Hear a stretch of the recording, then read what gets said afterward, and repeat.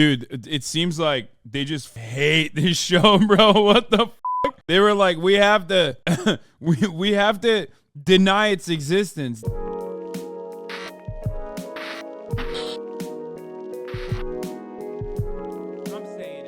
Good video on the subject about the HBO Purge. If you're new to this relatively new channel and don't know my other one, I'm legally required to inform you, in case you can't tell from all the beard on my neck, that I am a registered anime fan. And not just, you know, because I got caught streaming. Okay, this dude is already like, you know, making funny, self-facing jokes. Like I like it already. There's two different types of these dudes online. Okay? There's guys like this who are fucking hilarious, humorous, make fun of themselves. I get it. I'm the same way. You know what I mean? And then there's dudes that look like this that are very serious about like, oh, dude, like, how dare you?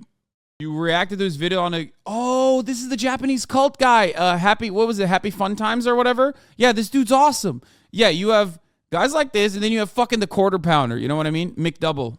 I like him. I like this dude. He's awesome. Fan. And not just, you know, because I got caught streaming Demon Slayer in a public park or whatever. I'm into the hardcore shit with mentally ill walrus taxi drivers and golfing cyborg mafiosos. I can and will find a connection between literally any topic you can think of and JoJo's Bizarre Adventure. For example, did you know that Warner Brothers produces the JoJo's Bizarre Adventure anime? If you're a JoJo's fan, then by the end of this video, that knowledge will fill you with much dread, I think.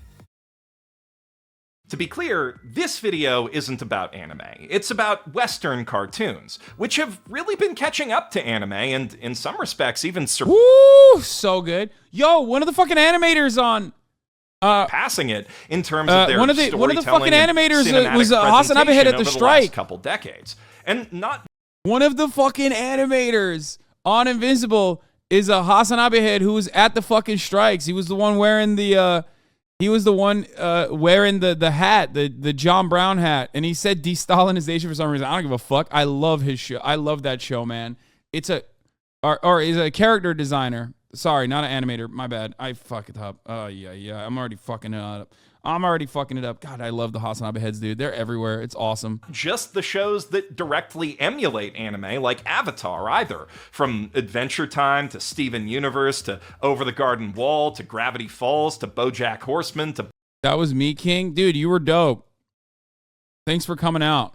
Bob's Burgers to Rise of the TMNT, the bar for American animation has been raised across the board in every genre. And cartoons are even moving into new genres now. In particular, there's this new trio of American isekai, Disney's The Owl House and Amphibia, plus Cartoon Network's Infinity Train, which I've heard nothing but great things about and have really been looking forward to watching and maybe covering in a video. American isekai, no shot. I mean, I don't even watch Japanese isekai, so it's not for me. Whenever the anime industry decides to calm down with the shows a little.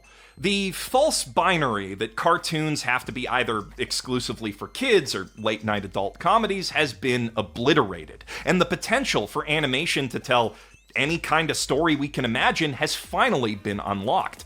Many of these shows, far too many to list now in the wake of the streaming boom, have spawned fan bases every bit as rabid and lore-obsessed as your average anime as a result. Not that the executive... Infinity Train has also been wiped from the internet like Westworld. I assume the reason why he's talking about this is precisely that. We're talking about why HBO Max has decided to fucking shelve a lot of their products, which, by the way, is... obviously a bad thing, but it's a good thing if you want to shelve the top of the hour ad break, which comes at the top of every hour. There's a 3-minute ad break. You already know. If you've been in here for long enough, for a long enough time. Here's the 3-minute ad break now. Who actually own these shows seem to have noticed the difference. Pretty much every unimpeachable all-time animated classic I just named has been shuffled around the broadcast schedule or threatened with cancellation at some point because it wasn't moving enough toys or whatever. And the few lucky enough to avoid that fate were either absolute ratings behemoths or short enough to be over before the meddling really began. Hazard MTG, thank you for the 10 Animators in America, much like their Japanese counterparts, deal with constant disrespect and shamefully low pay from the men they make millions for.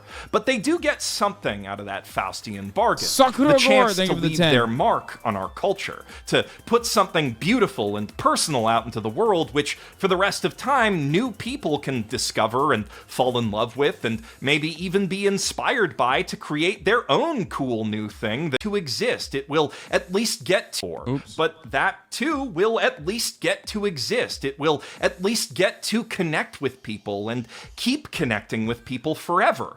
And whatever else the suits choose to do, they can't take that away from these artists. Oh, wait, yes they can. Fresh off the heels of their brilliant decision to can a mostly finished $90 million Batwoman movie as a tax write-off at the same time as they're actively refusing to cancel a The Flash movie that stars a wanted sex criminal and alleged cult leader, the executives at Warner Brothers... Dude, wasn't there a new article that just came out where, like, the executives basically were like, people will forget. People will forget.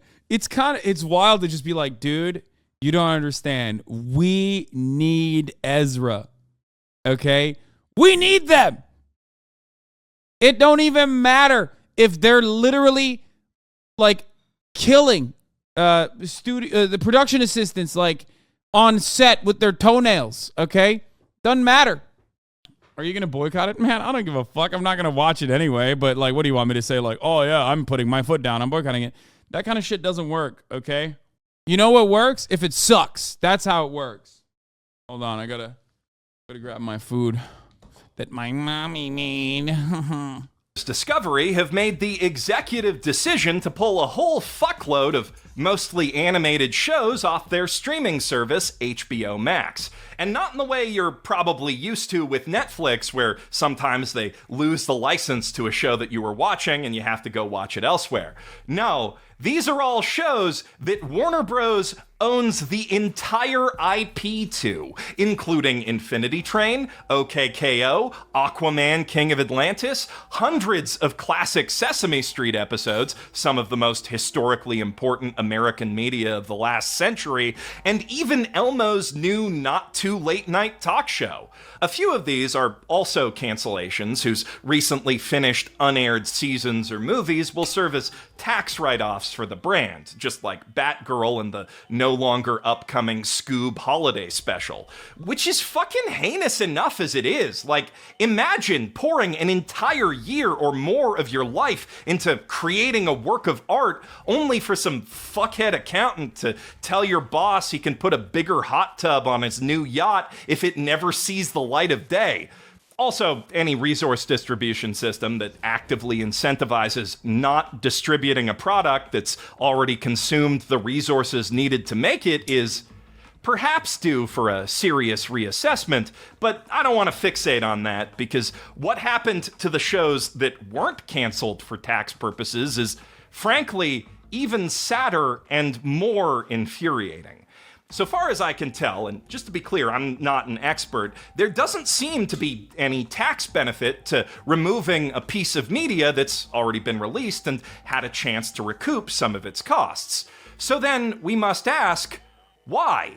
Because they want to stop paying residuals to the artists.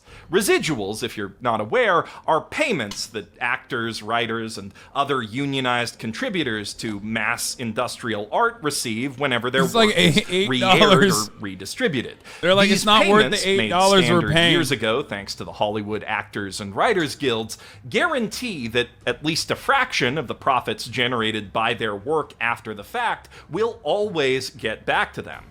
And that's true even when there are no profits sometimes. So it is totally possible for a studio to lose money on residuals. Generally speaking, though, that will only happen if the work in question already lost a bunch of other money elsewhere, more than can be recouped by licensing it out to broadcasters and what have you, because obviously The cost of those residuals is taken into account when setting the price for those licenses. Now, streaming kind of complicates this, because instead of airing one time on a fixed date or being sold one time as a Blu-ray or DVD, works live on streaming platforms forever, in theory. So instead of a one-time fixed fee, writers and actors get paid a percentage of a fixed rate based on the subscriber count of the platform their work is appearing on, going by the logic that the content they've created is what keeps those subscribers on the platform. Which is objectively true. That's how streaming works. Some shows end up costing a platform more in licensing fees, production costs, and residuals than they make by directly attracting new subscribers with that show, but by presenting the subscribers drawn in by Squid Game or whatever with exclusive content that caters to a wide range of tastes, platforms can encourage users with those tastes to stick around after the big popular thing has fallen out of the public consciousness, eventually paying that money back and then some. This economic reality is baked into the very structure of streaming residuals, which decrease in cost year over year, the percentage falling off exponentially after the first 3 that a title is on a platform, and eventually bottoming out after 11 or 12 years at a fraction of what it used to be. In other words, the longer a platform keeps a title on its servers, the more of the profits that that title generates by simply existing on the platform go to the platform. So, say for the sake of argument that the vocal talents of J.K. Simmons and beloved character actress Margot Martindale really are costing HBO Max way more than they're making on Infinity Train directly right now. Writer residuals are based on episode length, and each episode of Infinity Train is 11 minutes long, so it's definitely not that. Also, animation writing residuals get paid directly into animators' union healthcare plans instead of going to the animators, so perhaps it's just that Warner Brothers Discovery hates animators so much they want them all to get sick and die, but the actors costing too much seems a little more likely to me. Whatever the case, since Warner Bros. Discovery owns the IP and doesn't have to pay any licensing fees to keep it, it's still smarter in the long term to leave it up for people to watch and discover, or even just leave in their watch lists forever as one of the things they plan to get to before unsubscribing, because that keeps them subscribed. And that's without even taking into account the potential for the IP to grow over time, find a new audience, maybe sell a bunch of merch. Shit! If one of these titles finds a new audience because of this news, and Warner Brothers decides that it makes economic sense to relist or license it to another platform later, they'll have to start paying that premium first-year residual rate all over again. There are so many downsides to delisting an exclusive title from a streaming platform, and so few upsides, yet they've done it to nearly 30 of them this month, plus several HBO Max original movies. So, we must once again ask, why? Why the hell would a company do something this hostile not just to its own employees, but its own customers? Something that, in the long term, sure seems like it's gonna be a big net loss for them. Because big publicly traded companies don't give a fuck about the long term anymore. All that matters to them is the current fiscal year, and they give even less of a fuck what their employees or customers want from them. The only people Warner Bros. Discovery CEO David Zaslav is trying to keep happy with this are the shareholders of his newly merged company. And those shareholders can collectively make a whole fuckload of money from their shares if, following that big merger, Zaslav is able to demonstrate a significant increase in company profits year over year, which he could do by selling more good movies and shows to the public and increasing profits that way, but that takes talent and intelligence, so instead he's laying off almost a fifth of his workforce, writing off any projects that could maybe lose money and likely won't turn a massive immediate profit, and cutting off residuals residuals for a bunch of different shows for the rest of the fiscal year. This isn't some canny business strategy to ensure the long-term viability of the platform and brand. This is simply an act of mass sacrifice to the one true god of our modern age, the line. Blood spilled upon its mighty altar in hopes that it will bless us by going up. And it is a brutal sacrifice indeed. Not only are these titles being pulled from the only platform that will likely ever have the rights to stream them, leaving their creators despondent that their own children who they created the shows for won't be able to watch them, many of their soundtracks have been pulled from every music streaming platform, and all content related to them has been... They literally...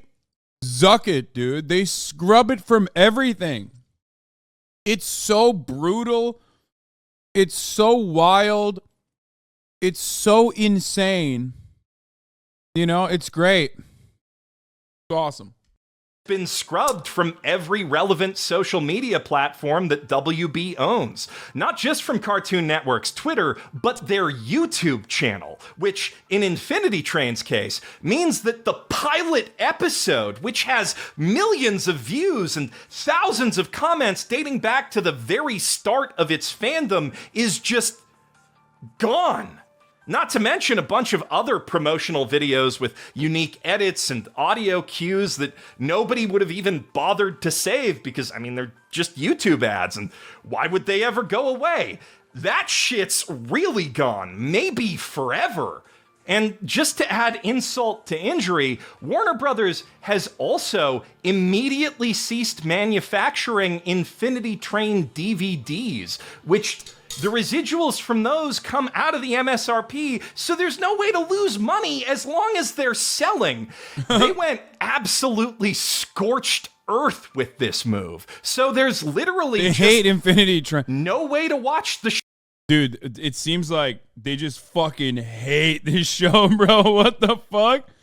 They were like, we have to we have to deny its existence. They Maybe this is what the Hasanabi was saying when he said de-Stalinization. They de-Stalinized Infinity Train. I don't know anything about the show itself.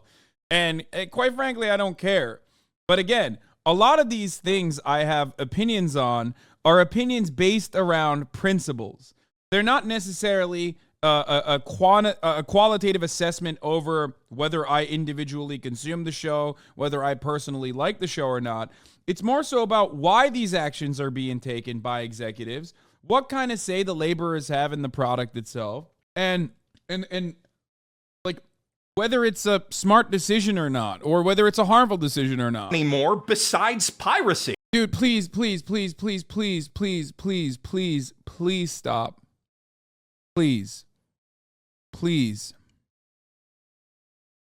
Please. I'm not gonna like stop everything and then look at Giguk's anime reaction, okay?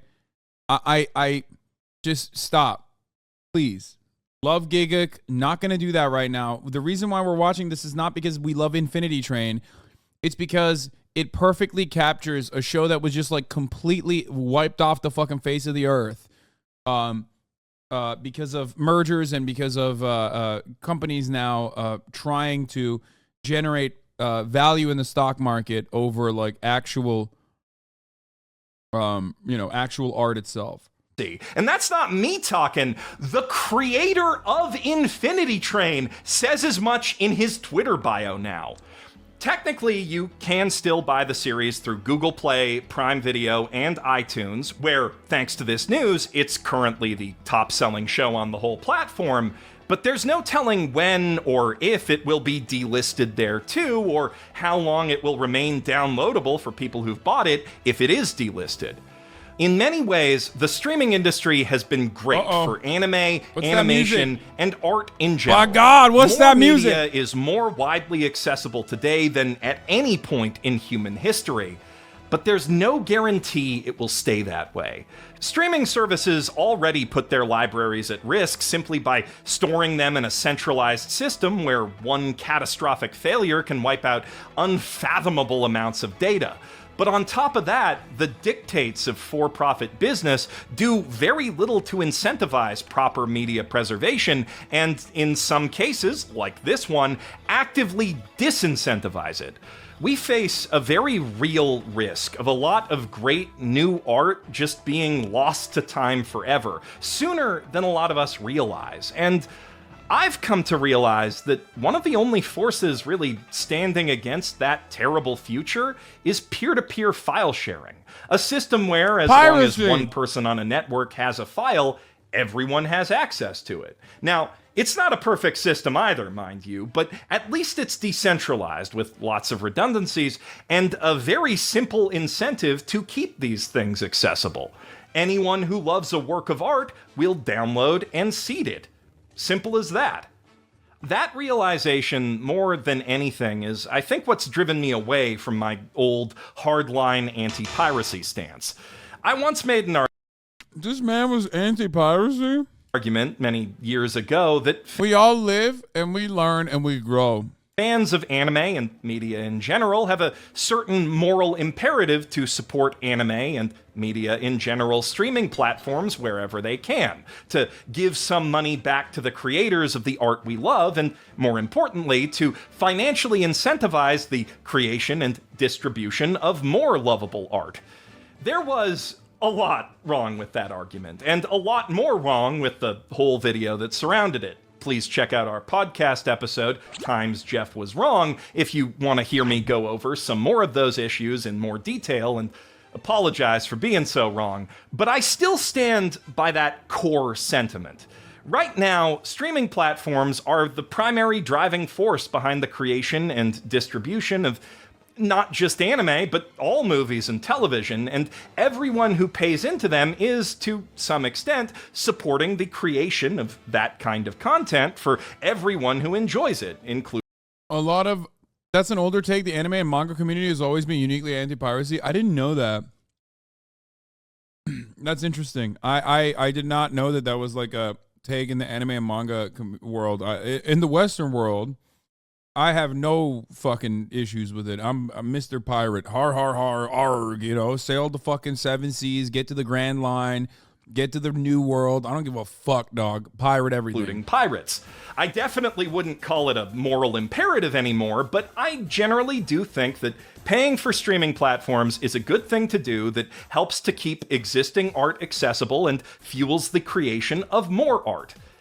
But that only holds true as long as these platforms are committed to giving us more art for our money, not taking away what we already have, not fucking over artists and their own customers purely for the sake of a year-end balance sheet.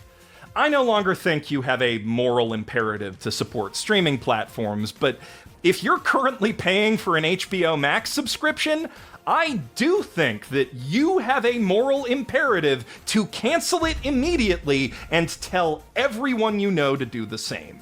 Because if this little accounting scheme of Zaslav's succeeds, we are going to see other desperate streaming CEOs pulling the same bullshit, and a lot of streaming CEOs already seem kinda desperate right now.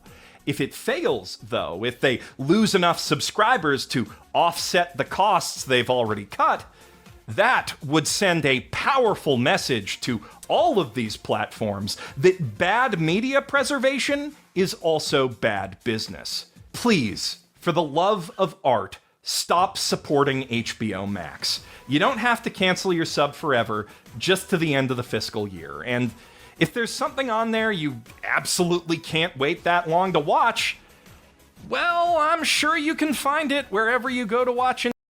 Yeah. Absolutely pro-piracy. Do it. All the way. The only reason why I don't do it is because it's too convenient for me not to. That's it. There was a time and place when I had no access to video games whatsoever, and if it wasn't for fucking piracy, I never would have been able to play thousands of fucking hours worth of video games. Turkey is a young boy. You will never tell me. You will never convince me that piracy is bad or wrong. I don't give a shit.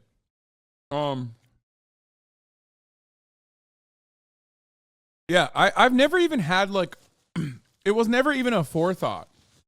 It was never, even an afterthought for me. I have been pirating shit for so many years that I've never even thought about it being a bad thing.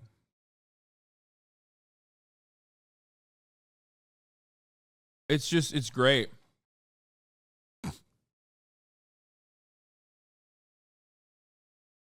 Now, the thing is, people will be like, well, what about my friend who's an indie developer? Like, obviously, there are boundaries to that, right? And you make it up as you go along, for the most part. But ultimately, like, if you don't have access to something because it's like paywalled, you know what I mean? No matter what it is, like if you're too poor, then yeah, I don't give a shit.